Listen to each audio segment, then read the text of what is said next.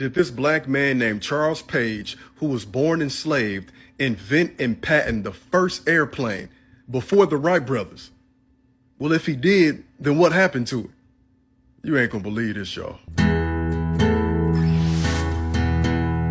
The way the family tells this story, the idea started with a dragonfly. The story goes that he would watch those things in flight for hours at a time, and I assume that it's where he got his inspiration to build an airship.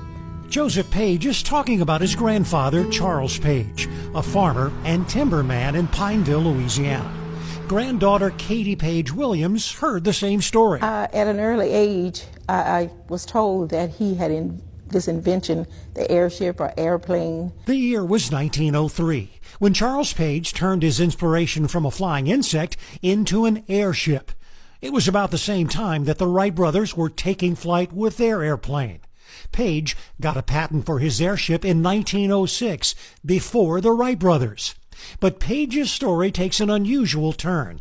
He planned to enter his airship in a competition for a $100,000 prize at the 1904 Louisiana Purchase Exposition in St. Louis. He took his life savings.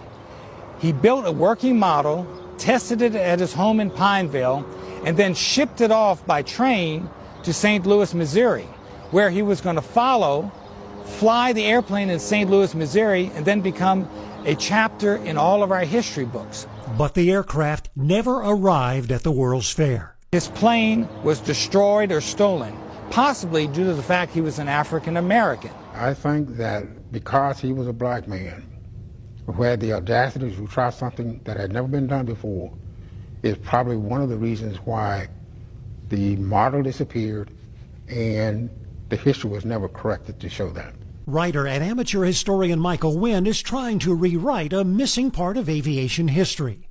He's collected newspaper stories, drawings of the airship, and Page's 1906 patent. Charles Frederick Page's airplane was somewhat primitive compared to the Wright brothers. It did have its own engine for horizontal movement, but it actually relied mainly on balloons and was called an airship. There is no record of Charles Page ever building another airship, but there is a renewed effort in the city of Pineville to publicly recognize his achievements. There are things that you didn't talk about back in that day, back at that time, unfortunately. So fast forward to where we are today.